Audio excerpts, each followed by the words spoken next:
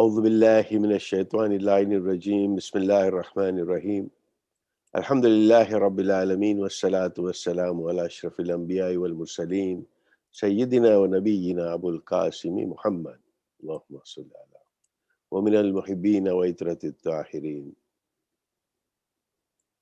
السلام عليكم ورحمة الله وبركاته. Welcome to this series of conversations on the Nahjul-Balagha. In this six-part series, we will be inviting different scholars to discuss the key concepts in the Nahjul-Balagha. And for those who wish to have a deeper insight into the series, may refer to a book called Glimpses of the Nahjul-Balagha by Shaheed Ustad Mutahari, translated from the original Farsi publication Sayridar Nahjul-Balagha. In general, we'll be following the sequence of the chapters of this book as we have conversations on the various themes of the Nahjul-Balagha. Today, our session is on the concept of social justice.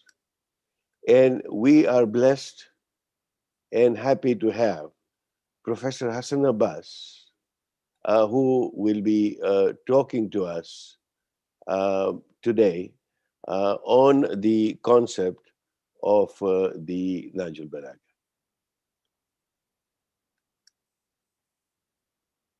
Today, as we continue with the second session on social justice in the Nahjul-Balagha,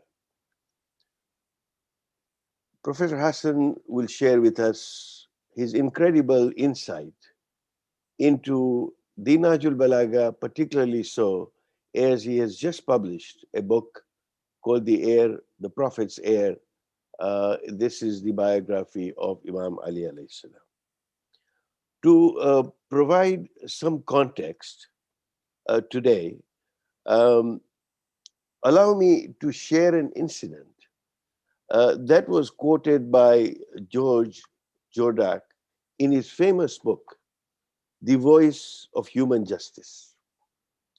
I quote that once a man lodged a complaint against Ali with Omar, who was then the Caliph. And Omar summoned both of them and said, O Abul Hassan, stand side by side with the other party. Signs of displeasure, George Jordak writes, appeared on the face of Ali. Thereupon Omar asked him whether he did not wish to stand by the side of the other person. Imam Ali al-Islam replied, he said, no, that is not so. However, I have observed that you have not maintained equality between me and my opponent. You have addressed me with my kunya, my title, and thus have shown respect to me, whereas you have not meted out the same treatment to him, meaning the person who had lodged a complaint against Imam Ali. End of quote. It was this acute sense of justice that emerges so naturally, even at what some may consider a trivial incident. In just a couple of words, Imam Ali al-Islam sees the favor by him being called with his kunya as being unjust to his opponent and speaks up. You know, we all become very righteous and vocal at an injustice that we see, and rightly so. But how many voices against injustices suddenly become mute at the very first sign that this injustice may benefit me as a person? This is human nature. The Quran talks about this very clearly. To say, Ya ayyuhalladhina amanu kunu qawamina bil qist shuhada lillahi walau ala anfusikum. That's be the maintainers of justice, O you who believe, be the maintainers of justice, even if that is against your own selves. This was the epitome of the justice of Ali ibn Abi Talib. The word justice and its synonyms enjoy the highest level of sanctity in all human societies. The Quran and Hadith are replete with references to justice such as al-adl, al-qist, meaning just portion, or al-mizan, balance and scale, appear in our scriptures time and again. The opposite, for example, of al-mizan is zulm, meaning putting things in its improper place. So, as we understand it, for example, zulm is much more than what we normally understand as tyranny, which of course is an injustice. But this is the context that from the very early days of Islam, it was Ali ibn Abi Talib alayhi salam who ensured and expounded the meanings of adl, justice in its practical as well as its social applications. So, with that said, and with that background, allow me to introduce Professor Hassan Abbas. And please join me in welcoming this eminent scholar who is not unknown to us as a community. His participation, his active engagement at many community forums, including Muslims for Peace and Ummah, the sponsors of this event, has been indeed a blessing. His readiness to serve with humility is a mark of a distinguished scholar, and we are proud to call him one of our own. He is a distinguished professor of international relations at the National Defense University in Washington, D.C. He also serves as a senior advisor at the Project on Shiism and Global Affairs at the Harvard University and a senior fellow at the Center of Global Policy, a think tank focusing on US foreign policy and Muslim geopolitics. If I were to give you the various fellowships at Harvard, at the New America Foundation, etc., it would probably take me, 20 minutes to just introduce him. He has appeared on various mainstream TV news shows such as CNN, Fox News, Daily Show, NewsHour, MSNBC, CBS, NBC, and every other part of alphabet soup that we can dream of. He has been there talking about security related issues in South Asia and the Middle East. Amongst his several books, like the Pakistan's nuclear bomb, A Story of Defiance, Deterrence, and Deviance, and so on and so forth, I'm delighted to share with the audience today that Yale University has just published his book, and inshallah, we will talk about his book in a little while too. It's called The Prophet's Hair, The Life of Ali ibn Abi Talib. It is being formally published in the next few days, and Professor Hassan Abbas will talk to us. For me, I was privileged to get an advance copy for review.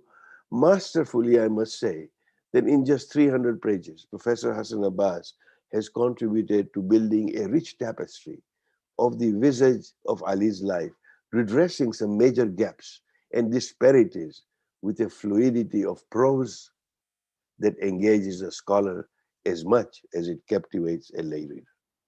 So welcome, Professor Hassan Abbas.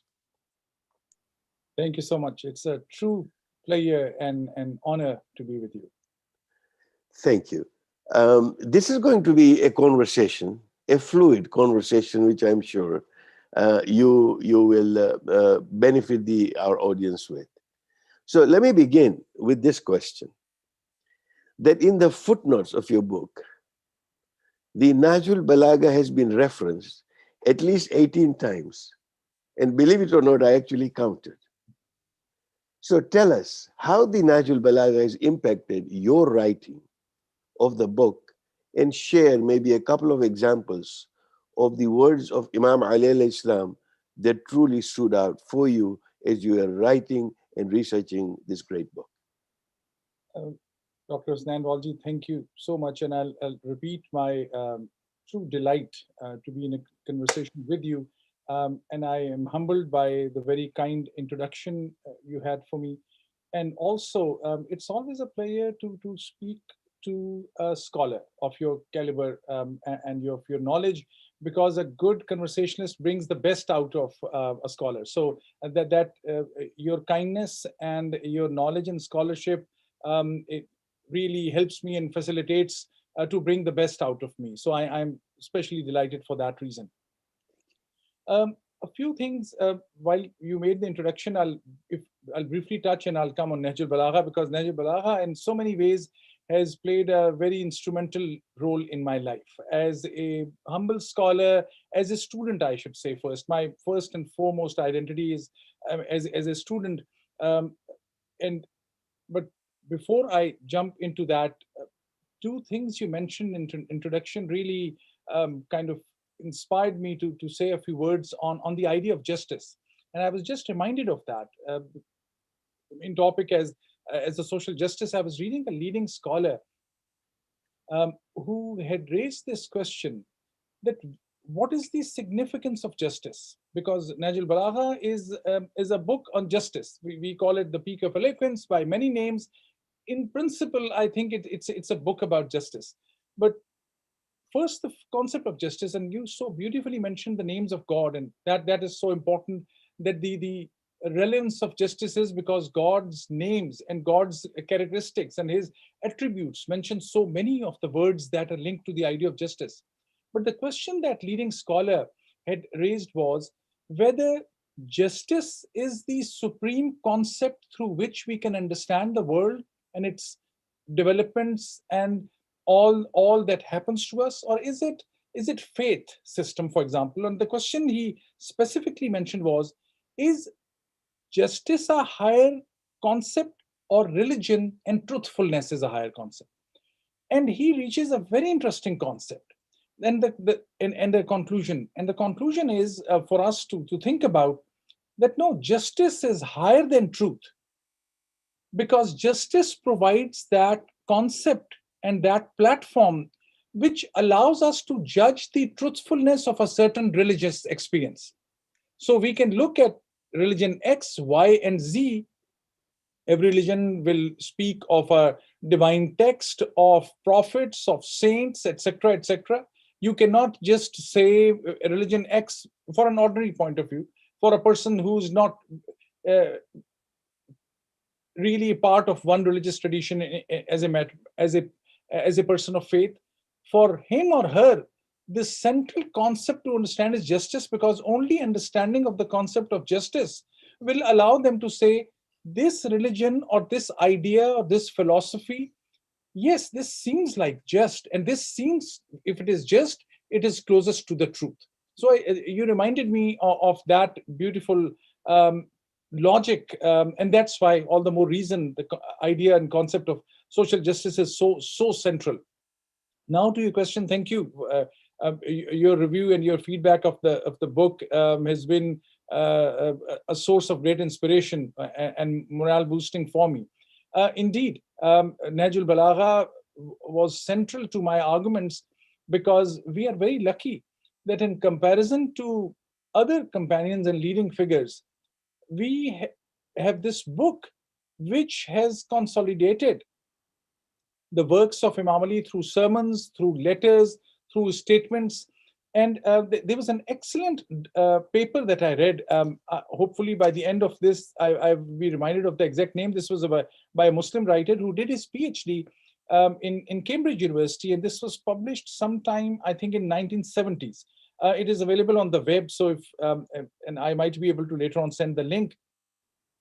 And the person looked at Nahjul-Balagha from a very objective point of view, and he explained that Nahjul-Balagha is extremely important also for the reason that in the early part of Islamic history, the sermons and the statements of Imam Ali became a tool, in a positive sense, a tool for all those who wanted to resist oppression, tyranny, all those who wanted to establish the credentials of what a just system will look like, all those who wanted to talk about knowledge and scholarship, all those who wanted to talk about wisdom would often take benefit from the statements. And that's why Nahjul-Balagha by Nahjul-Balagha we mean the statements of Imam Ali, because being very specific, to be very specific, Nahjul-Balagha is collection that was collected by about 1,000 years ago by Sayyid Razi, and this was 289 sermons or so. There were far more,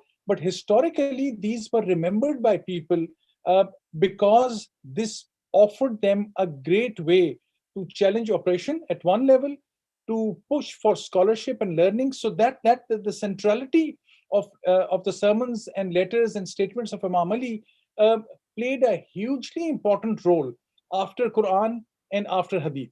And as we know, on Hadith, there were different groups had come up with the different collections. But when it comes to Imam Ali, there's not a big dispute or a contested element of its authenticity, except few sermons. Those can be counted on hand, on which there's a contest that, okay, what is the authenticity? By and large, these are accepted. And one more thing on this, I was looking at the works of Yaqubi, al-Masudi, Tabri as well, who had talked about sermons of and wisdom of Imam Ali. And they always referred to, for instance, Masudi, who was seen as an independent scholar, and who now historians would try to say he was a Shia or Sunni. That doesn't matter. Basically, somebody historically who's a historian is a Shia or Sunni. But many people who were against Imam Ali and his tradition tried to nullify his importance of Masudi by saying, "Oh, he's a Shia," just so that the others will say, "Oh, this is a biased narrative." And this is a big tragedy of Islamic history and Islamic scholarship. Masudi, about 100 years before uh, Sayyid Razi, he said that at that time, about 480 sermons of Imam Ali were available in many books. This is 100 years before Nahjul-Balagha is collected. And I actually picked this fact from the excellent link you sent to Murtaza Mutahhari's book, The Glimpses of Imam Ali. Thank you so much. I hope most of the people and all the people actually listening to this or who will ever listen to it will glance through that book of Murtaza Mutahhari, The Glimpses of Nahjul-Balagha, which is a commentary on Nahjul-Balagha. I'm borrowing this fact from there. So that's the range of issues. And now just one final point on the importance of Nahjul-Balagha. I was open to it when I was a student. I was a debater in Government College Lahore, one of the most premier institutions in Pakistan. And being a debater and a speaker, this was my go-to place because the beauty of language and its translation in Urdu language by Mufti Jafar and and by other scholars as well is so empowering. It is so powerful. I used to start every speech with one of his statements, and those would just get the attention of everyone, because the wisdom, not only it was that it was these wise statements, they would attract the attention because they would hit at the heart of the people. So that's the beauty of Nahjul-Balagha, which inspired me, and that's why I so often go to this resource. Thank you. Jazakallah. So, Professor Abbas, in chapter 5 of your book, titled Ali as the Fourth Caliph of Islam, you quote him that I aspire to restore the true symbols of Islam, usher in prosperity, and secure peace so that the oppressed have no fears.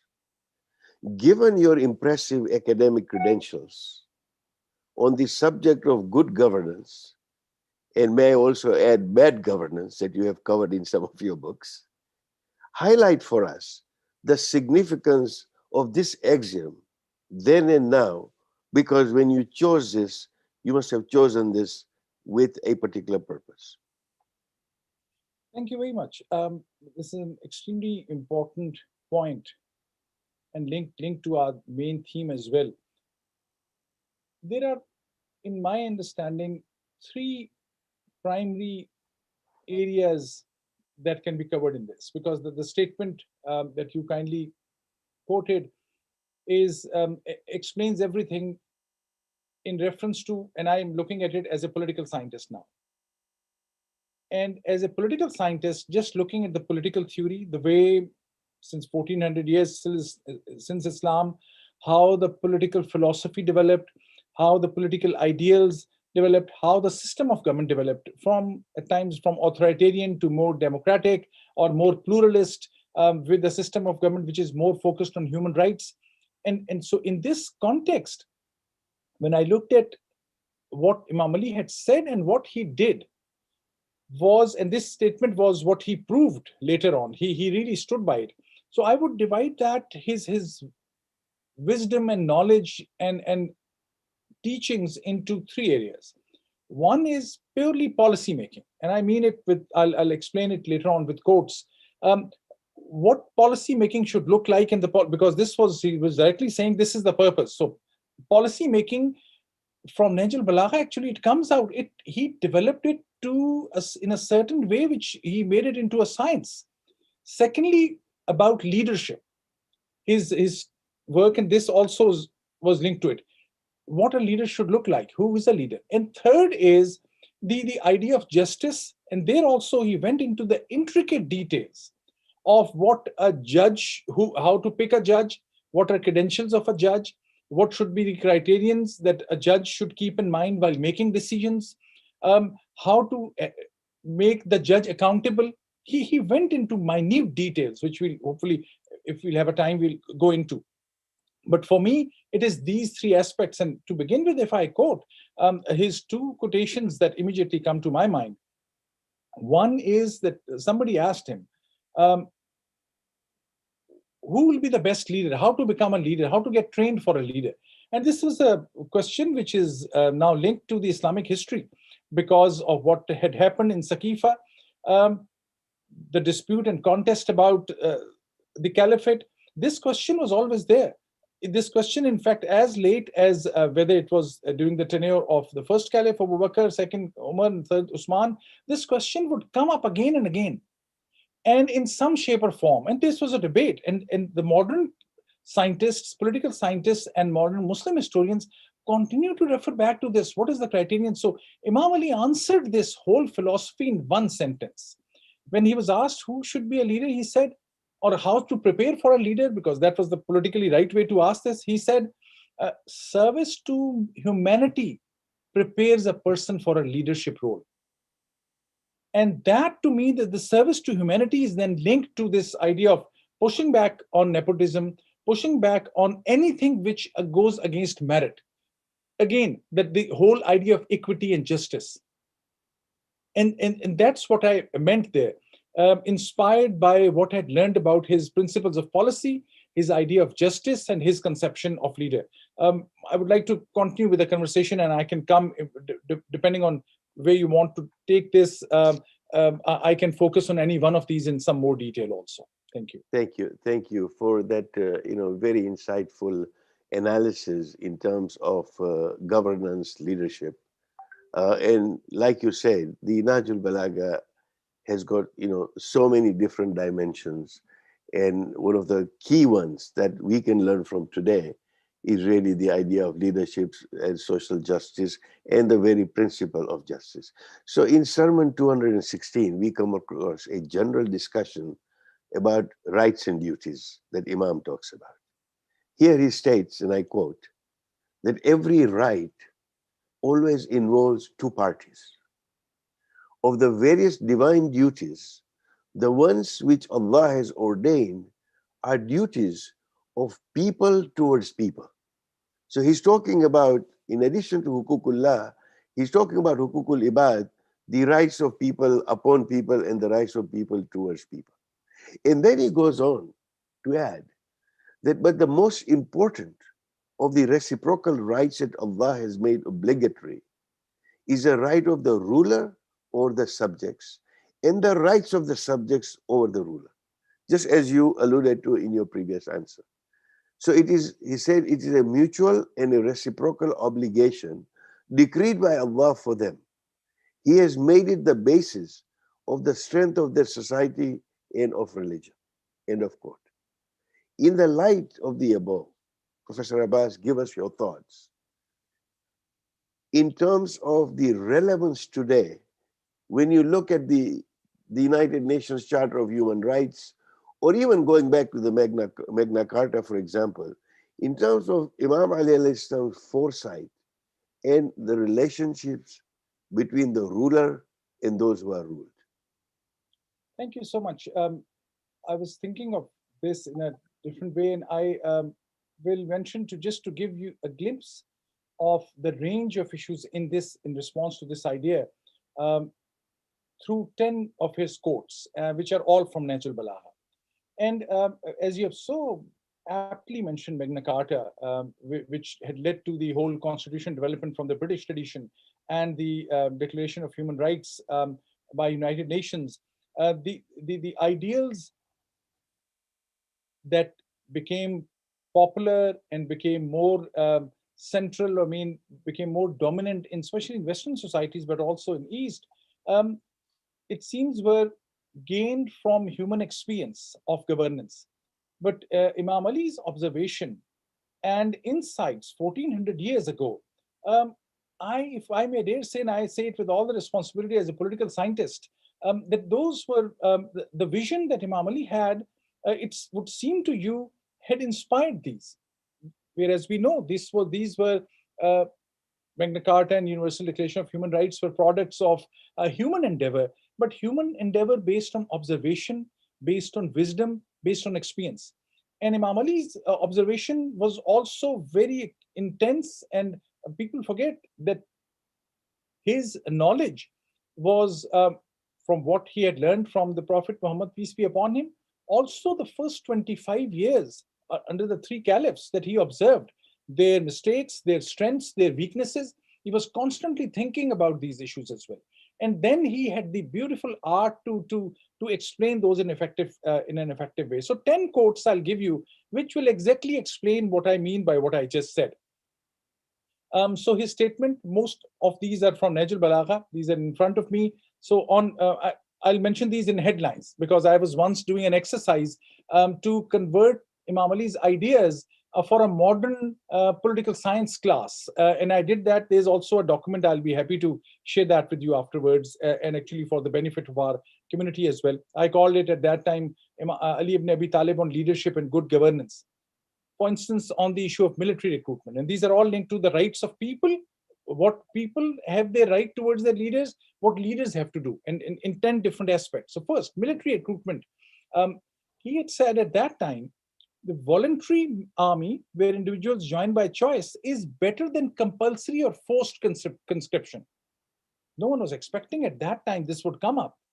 But this is so important. He was saying it has to be a voluntary decision, which means, because think of North Korea, think of country X under, think of Iraq under Saddam Hussein.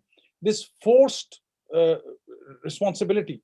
He is going to that an extent that no, even if you have to send somebody to fight, those who have to decide they lay their lives or sacrifice, it has to be a voluntary decision. It's, those were the times when Muslim frontiers were expanded, when for your safety, security, for empire building, inverted commas, it was, people were told, you are going there. It for him to say this was very insightful. Secondly, on I give it a heading of transparency in government or governance. He had said, and I'm quoting, these are my translations or translations of scholars that have been checked. Maybe I added my own modern English words or from political science, but I can debate and discuss on each of these words why this is a direct reflection of what Imam Ali said in Nahjul-Balagha. So transparency in governance, he said, transparency about policy decisions is crucial for gaining public support and for pursuing truth and justice. This will include, I'm quoting him, this will indicate leadership's trust in people and will enhance the government's capacity to achieve its goal. Transparency, the military recruitment principle first, transparency second. I'll try to be brief so that I finish these 10 points. Third was on seeking public opinion. You will feel as if he was the founder of modern democracy. He had said, broad-based consultation is a great support for decision making, and consultation enriches one's understanding. The fourth point, very directly relevant to exactly your quote that you had mentioned, it was about regular interaction with the people and respect for all, especially. And I'm quoting him. He said, during meetings with different sections of society, a leader must consider them equals, so that influential persons among them may not assume any privilege, and the poor may not feel humiliated or powerless. This was the fourth point. The fifth one was public responsibility towards leaders. And there he said, responding positively to the call of a legitimate leader with zeal and enthusiasm, especially in the face of difficulty, earns divine rewards. So if you're following a leader who's legitimate, and that legitimacy of leadership is extremely important, that he said will earn you benefits with beyond your expectation. The next five I'll quickly go through. It's the rights, exactly the answer to your question for where I wanted to bring this conversation to, rights of leaders and people. And this is exactly, interestingly, the title of how I put it in that booklet. He said, now I'm quoting him, both ruler and the ruled have rights over each other. And any imbalance in that relationship leads to injustice and oppression. Consequently, his words, consequently, the virtuous are humiliated while the vicious are honored. People can never be happy and contented unless the system of government is sympathetic, humane, and congenial. Without cooperation and collaboration between the leader and the people, the government cannot run effectively. Unquote. If this is not about a modern day just order and democracy, what it is? I know I'm taking long in answering this. Please, Should I mention four others, or I can stop please. there? No, no, please do. This is very interesting, the enumeration that you're making in terms of the contemporary era, and we look back at his wisdom and his thoughts. So kind of you. So four Please. more, and then I'll stop on this point. On freedom, he said, do not be a slave of anyone who God has created when God has created you free. This reminds me of actually the Enlightenment era in France, when Montesquieu and Rousseau and all the others who we credit the kind of modern human rights agenda or the modern human rights development. Um, we link it to the French Revolution and before that the Enlightenment era. Imam Ali had said 1400 years ago, when God has made you free. I mean, this is exactly actually what Rousseau has said as well. And I have exact reference to this from Nahjul-Balagha and from other books, because I wanted to go deep into this, whether the modern day scholars, out of their love for Ali, are just linking every good idea to him. No, I found the exact sources, and I'll send you those that document.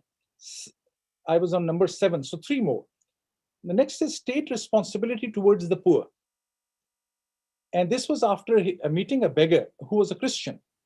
And in a very poor condition, he found him on the road. Imam Ali addressed the people surrounding him and said, these are his quotes now, you have employed him to the point where he's old and infirm, and now you refuse to help him? Give him maintenance from the public funds, unquote. It explains it in itself. The rights of minorities, the rights of people who have served them, and now in old age, they are the whole conception of modern day welfare state and state's responsibility to take care of the people after they have served in their prime time. Number eight, if I'm counting right, or maybe nine. Yes.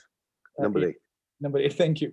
It is about accountability for misuse of public funds. He had said the worst form of dishonesty is the breach of trust by those responsible for the public funds, zakat he meant. And the most despicable example of maladministration is that a leader tolerates such form of dishonesty. And this was exactly what he had seen in the times just before him.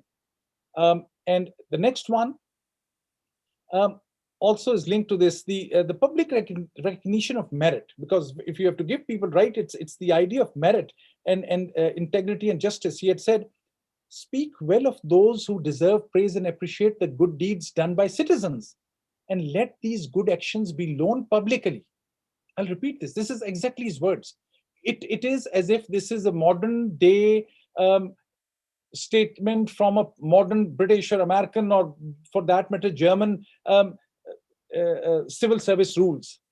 I'll repeat that. Speak well of those who deserve praise and appreciate the good deeds done by citizens, and let these good actions be known publicly. Timely publicity of noble actions, he said, timely publicity of noble actions creates an incentive and moral zeal among the public for such virtuous deeds. Unquote.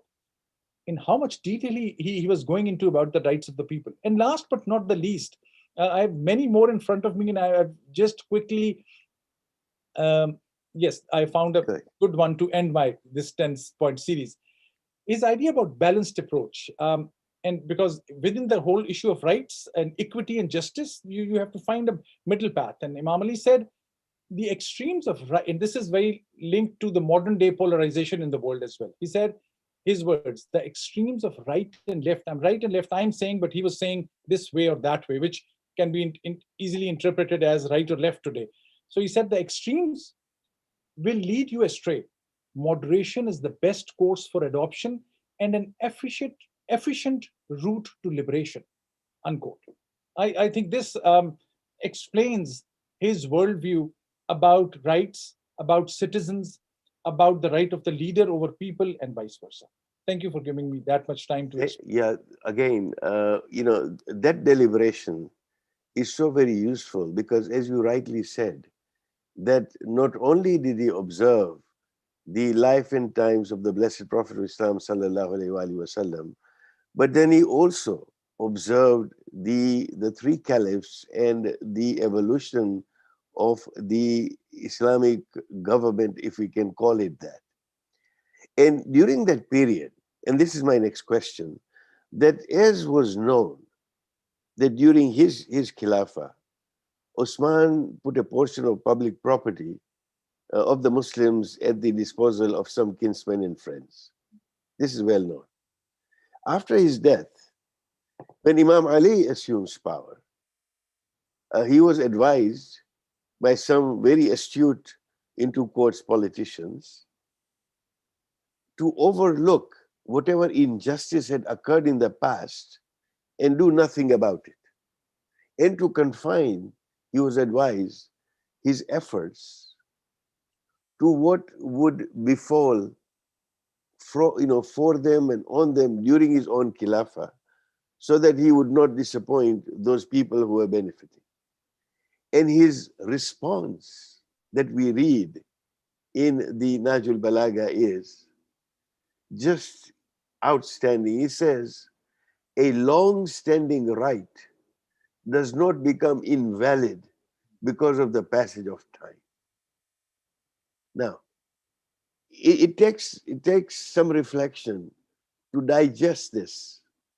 And with your astute observations, share with us your reflection on this insightful quote as to how a long-standing right does not become invalid because time passes. That the principle, as I understood it, was that the principle of social justice is not a relative value, but an absolute value, does not change over time. So share your reflection, on this quote by Imam Ali alayhi salam. Thank you so much. This is a very profound question, and you have already provided guidance on how to interpret it the best way. And the statement in itself is so powerful. And that's why, I mean, one other link idea that is coming to my mind, that all of Imam Ali's sermons and teachings were not an effort to always preach and proselytize. He was always saying something which will make people think. And that was the beauty of the narrative of the greatest scholar after Prophet Muhammad, peace be upon him, that he's constantly making you think. He's constantly making you introspect. He's constantly forcing you to reflect. And this idea, the way you have mentioned this, the idea of right and whether time will elapse, this opened the world of how to understand the concept of justice, how to understand the concept of right, because many people would say, I know from South Asia and this, but even though the South Asians borrowed this from British tradition, that ninth tenth of a possession means it's a ninth tenth of a your right of possession is based on who controls, which means actually which serves a very oppressive idea that if by force you will take charge or take control of something, as if then by virtue of your control and managing it, that you in the eyes of the law that you own it. I mean, that's modern um, law of possession in vogue in so many countries in the world. And British had something to do with this kind favor, because that's what they pushed for in many of the colonial powers. And that goes so much against what Imam Ali had said. It was also linked. It was, I think, a beautiful critique and a very elegant critique of what had happened before him during the times of the caliphs. He was, and this is also touches upon a slightly sensitive topic, but I think it is so important for us to think about it. Whether to, and this is just a side point, but I'll move forward while just touching upon it, that what was Imam Ali's responsibilities or his response during the time of those first three caliphs, who had played an important role in their own right. Um, I often say to my friends, both in the Shia and Sunni tradition, that please don't try to compare, because those who were at the helm of affairs, the first three caliphs, I couldn't find any reference in any books on any of their biographies that they themselves ever tried to compare them with Imam Ali. They never thought that they knew more than him on ideas of justice and scholarship. Whenever they were in trouble, they would call on Ali. Whenever they needed to know something about any Quranic verse and its interpretation or its timing and its meanings, they would come to Ali. So it is then very important for us to understand, uh, for historical purposes, for understanding purposes, how Imam Ali had responded to calls of action, and how he had responded to when he saw something happening wrong. And this is from Wilfred Medling's book, that I'm quoting, that's in detail in my book as well. I was trying to find that quote, but I can't find it quickly, uh, which is allows me to give a pitch to my audience to read the book and provide the feedback also, which is that Imam Ali had said to the first three caliphs that, look, I stand by, I'm this is my phrases or wording, of course. He had said to them, look, it is, I stand by my claim that it was my right to be caliph, or my right, he never used the word caliph actually. He said, it is my right to be the leader or Amir al Mu'mineen right after the demise or passing away of the Prophet. However, I will be fine supporting or surviving or working with you so long as justice is done. And he said in those words, except the injustice done to me. He was ready to forgo, he was ready to forgive when it came to his personal right. He never said, okay, I give up. Okay, I just because the first caliph has been picked by a small group of people based on tribal or whatever emergency circumstances, that I give up. Or when the second Caliph Umar Abu Bakr nominated Umar, or when Caliph Umar had opted for a path. At none of those stages he said, I'm giving up my right. And it's not that when he got the right, when people just came to him, he said, okay, fine, my right has come to me. People want me. I am the leader. No. He said, thank you very much. It is a very credible, authentic statement from Imam Ali. I think it is in Nahjul-Balagha, if I'm not right. I'm sorry, but this is from an authentic source, because there are so many quotations and statements which are not in Nahjul-Balagha also. When he was told, and this is in detail, I've quoted in the book, when he was called upon to become the leader, and Talha and Zubair, of all the people, who were important companions, who, according to the Shia tradition, really drifted from the path. God knows what happened at the end. When they came, Imam Ali said to them, why don't you go and pick your leader? I'll be fine. I don't want it. So the idea of his right, even though he knew it was his right, he had made a very clear categorical statement about it. Even then, he was not ready to take that right till a great majority of people, actually the dominant majority, there was hardly two people out of, now we guess there were about a few thousand people who came on his door and in the masjid to say, Imam Ali, you are the fourth caliph now. Even at that time, Imam Ali accepted his what he always believed to be his right only when people said, almost as a consensus, except one or two people, which will not be even called exception. So this is so important, that even his right, he was always looking for the people's support.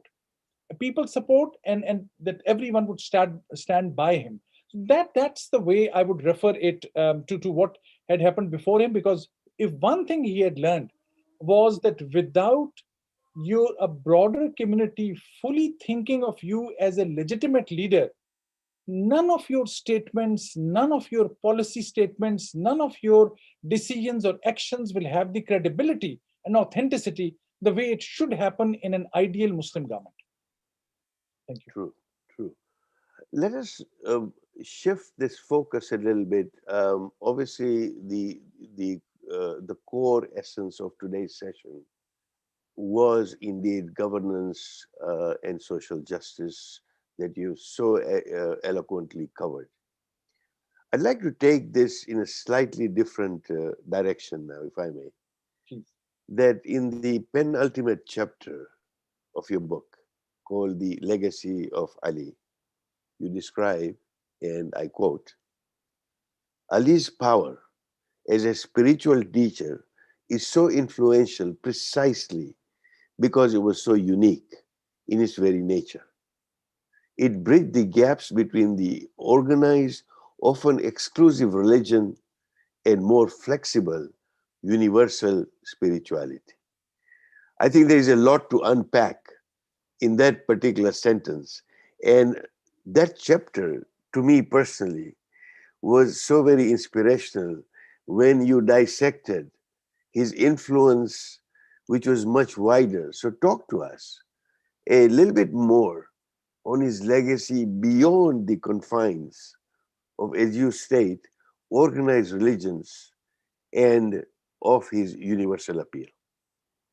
Thank you so much. And this was a very important point of decision when I was working on the book.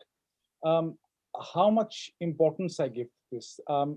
Initially, I had a whole chapter on Sufism, which I later on decided to not include. It's still lying on my table, as to say. And I thought this, because the subject is so vast, I have to treat it differently. And then I looked at how contested is not the right word, because the word contested would give an impression that the people are strongly opposed to it on one side or the other. Whereas this is a whole realm where Ali ibn Abi Talib can be projected in a very different light. And I can give many quotes, ranging from what the Prophet, peace be upon him, had said about Imam Ali, or Imam Ali himself had said about himself. For instance, I'll give one example. When Imam Ali had said, I know I'm my translation or rough understanding, my understanding and my knowledge of the pathways of heaven and the outer worlds. I'm more clear on those pathways, or know as well those pathways as I know the pathways in this day-to-day world. Or his knowledge, and at times his predictions on small things to people, which were what today is called kashaf, or what today is called knowledge. And then, because it is a sensitive area, how much you then understand it in terms of pre-knowledge and prejudgment, or ilm al-ghaib, if I call that.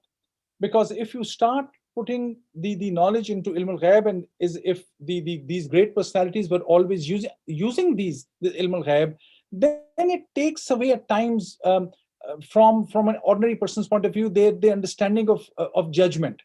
Because you'll say, okay, if he had so much access, I mean, for instance, people would say, and I say it as a student, I know I will probably will be corrected by you or by other scholars, but as a ordinary reader, I would mention, when at a couple of points people argue that in the very final moments of the Prophet, peace be upon him's passing away, that he had this final conversation with Imam Ali.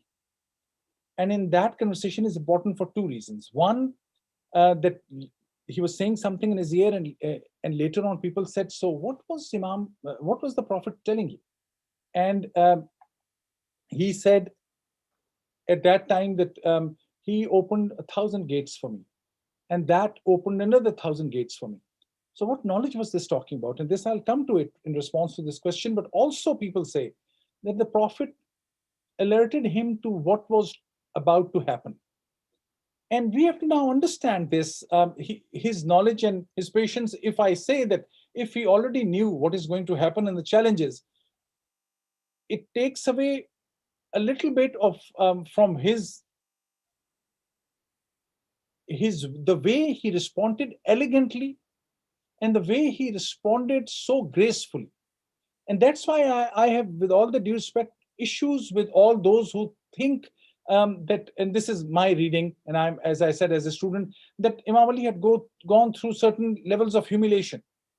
One, I have difficulty understanding that. Second, because of his stature, his elegance throughout his life, whether dealing with the caliphs, whether dealing with his enemy when he was all powerful, his elegance and his handling was always instructive and a role model. So to explain that at some point that he really felt helpless, yes, helpless at a human level, it's possible, but then that impacts on his personality. I'll not go this, given is looking at the time, and answer directly to your uh, final question on the range of knowledge. And there's one sermon from Nahjul-Balagha which is so instructive of what those other levels of knowledge are, because for him the worldly affairs were but just a minor issue. He was, as I've explained in my work as well, Imam Ali was not very keen to become the caliph. I mean, this is a very wrong interpretation. If he was very keen, he was very smart, he would have. And there's this famous statement. Some people argue, now I know I'm going into a controversial territory, but let it be. People say Imam Ali had said, well, if I just had 40 people, I would have taken the control over.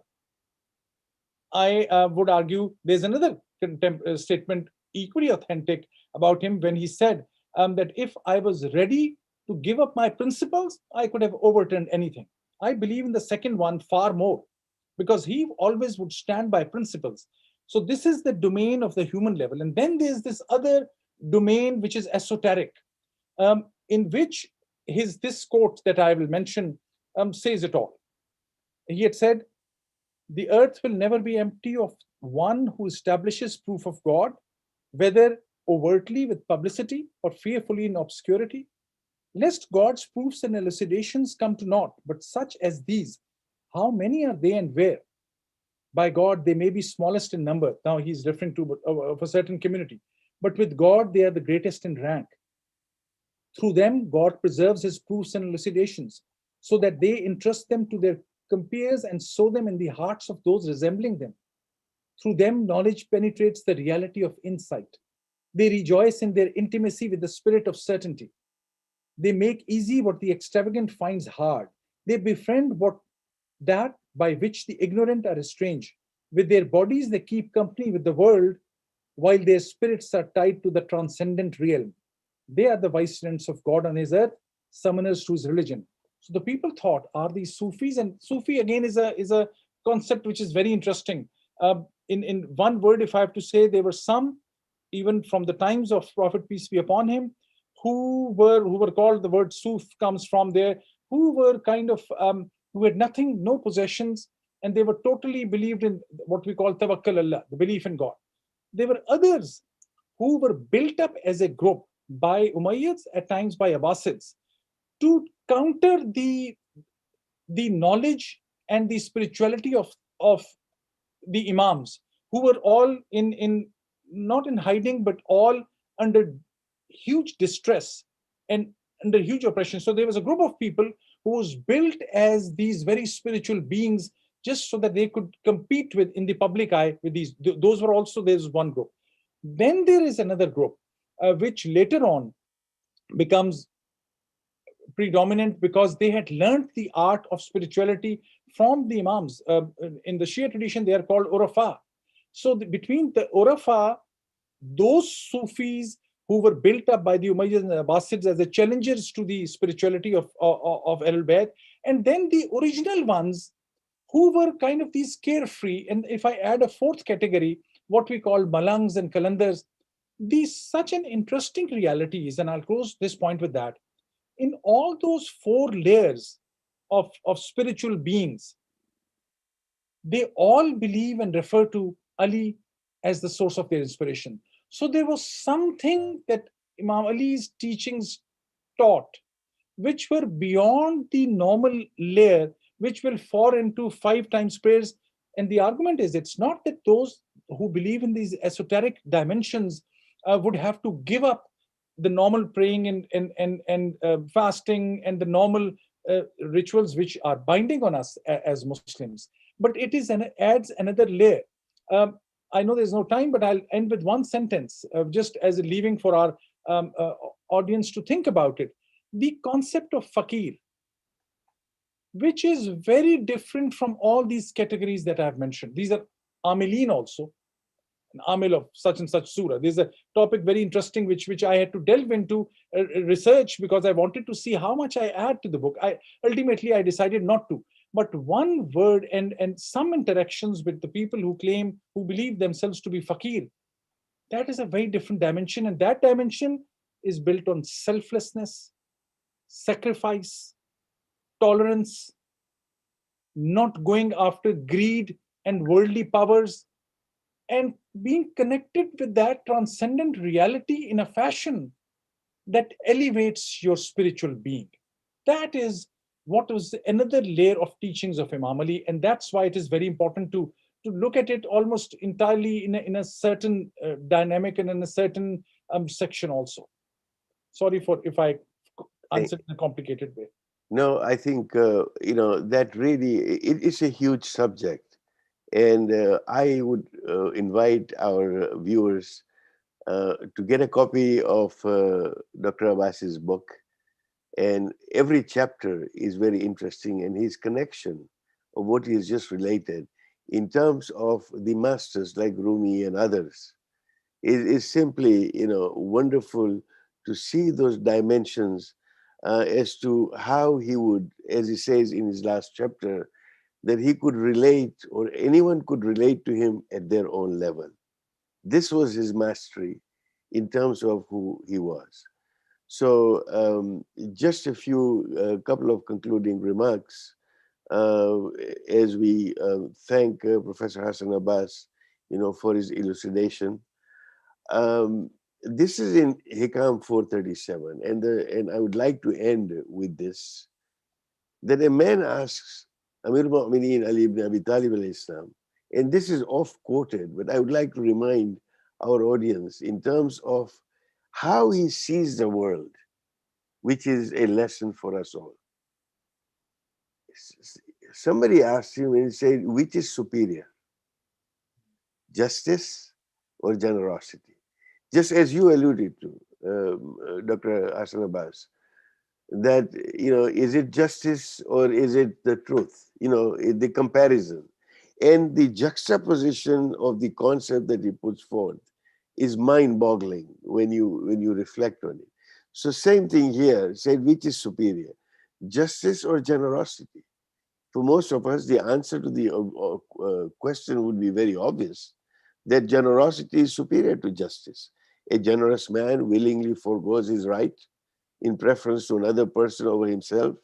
Altruism, generosity, these are values, wonderful values that the world actually admires. So therefore, generosity must be superior to justice. Imam Ali's answer was to the contrary. And he gives two reasons to say that justice is superior to generosity. And these words are that justice puts things in their proper place and generosity diverts them from their natural direction.